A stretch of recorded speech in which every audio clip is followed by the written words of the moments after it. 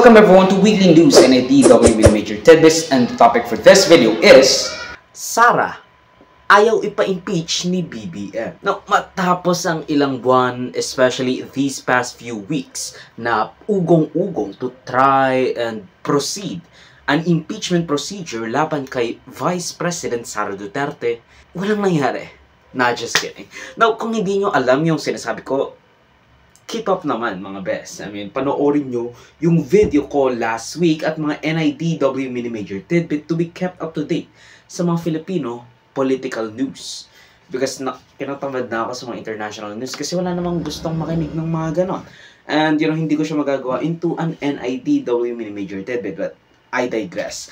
Now, essentially, nang investigahan ng isang committee hearing ang mga resibo ni VP Sara sa DepEd at OVP, tila'y nagkaroon ng witch hunt para matunton ang punot dulo ng mga sinasabi nilang katiwalian ng dating DepEd Secretary at Vice President Sara Duterte with signatories' names like Mary Grace Piatos, a seemingly fake name. And as PSA has said, wala itong Certificate of Live Birth, Certificate of Marriage, and Certificate of Death. So, I guess, hindi talaga totoo si Mary Grace Piatos. But, I guess, we need to be sure of the fact. Kaya tayo pumunta sa PSA. Nang padalhan ng OVP Chief of Staff, Attorney Zuleika Lopez, ang COA, na huwag ibigay yung mga sinapinan nitong dokumento. Kasi nga, sabi ng House Code Committee na nag-investiga kay VP Sara Duterte, COA, bigay mo sa amin yung mga papeles, mga dokumento na hindi nyo patapos i-audit. Ang sabi ni Attorney Zuleika Lopez, this is not a request per se, this is not a directive per se, pero sinasabi lang namin na huwag nyong ibigay kasi hindi pa kayo tapos mag-audit. Respectful request to the Commission on Audit. There was no intention, Your Honor, to demand from them or to order them or to commandeer them into something that they did not want to do. Now, isinight in contempt ng Kamara ang kanyang right-hand person at idinetine sa batasang pamansa that time. I'm sorry, Attorney Lopez, no, dahil ikaw yung nakapirma dito, and according to our rule, one of the reasons on the undue is the undue interference in the conduct of proceedings. So may I move, Mr. Chairs, na nag-violate si Attorney Lopez dito sa ating proceedings or doon sa ating trabaho. May I move to cite Attorney Lopez in contempt, Mr. Chair. Doon dinalaw siya ni VP Sara in accordance sa mga sinasabi niyang dadalawin niya at sasamahan niya kung sino man sa kanyang staff ang madedetine. After tangkaing ilipat si Attorney Zuleika Lopez from the Batasang Pamansa to a women's correctional facility dahil sa disturbance na idinulot umano ni VP Duterte in the middle of the night, nang galaiti at nagtuloy-tuloy na nga ang crash out ng ating Mezam. Now, in an online press conference, nagwala si VP Duterte, marrying up the Marcos Araneta Romualdez name, alleging corrupt practices from profiting off of the POGOs, mga illegal na gawain, illegal na activities sa POGOs, to taking a cut of the Department of Education's budget, which is, by the way, the largest constitutionally mandated siya, of course. Lahat yun, isiniwalat ni VP Duterte sa online press conference na yun. Sinabihan pa nga niya kapag pinatay siya or pinapatay siya or namatay siya, meron na siyang sinabihan na papatayin din dapat si Liza Araneta Marcos, House Speaker Martin Romualdez, and First Lady, President Bongbong Marcos, which alarmed the nations and the lots of politicians alike. May kinausap na ako na tao. Sinabi ko sa kanya, kapag pinatay ako, patayin mo si BBM, si Liza Araneta, at si Martin Romualdez. No joke. No joke. Nagbilin na ako, ma'am. Pag namatay ako, sabi ko, huwag ka tumigil hanggang hindi mo mapatay sila. And then he said yes. Kasi isipin mo yun, parang bakit mo sinabi na nag-commission ka na ng tao na kapag pinatay ako, patayin mo yung tatlong yan.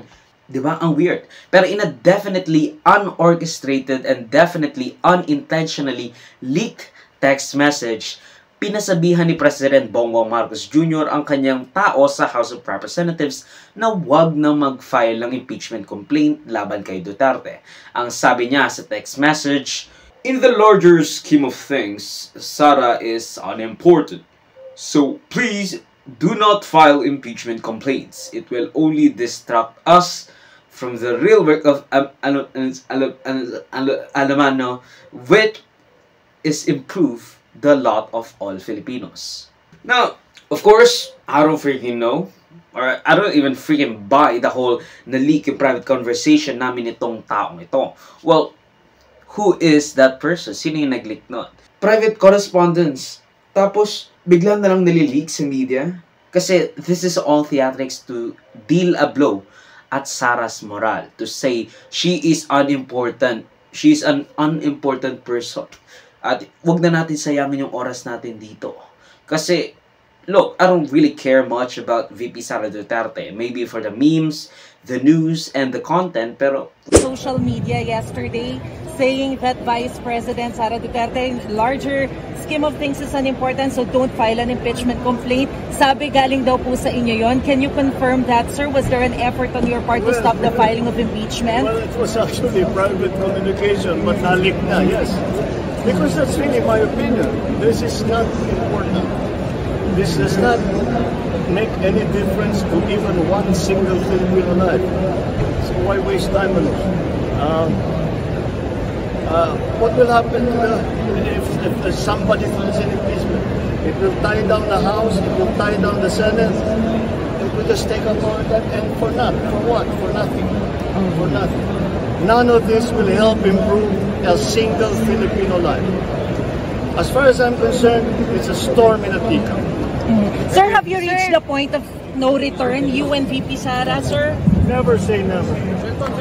Thank you, sir. what you cannot dismiss is what she said dahil she still had a larger vote count than BBM. Now, today, this might have been reduced or that, you know, dahil sa marami niyang crash out, mas popular na si BBM. But the fact still remain that technically, VP Sara could have won that presidency if she had run for the presidency. Now, you know, she alleged a lot of stuff against the political dynasty of the Marcoses and the Romualdez. Alam naman nating intentional ito, made to look like it's an accidental leak.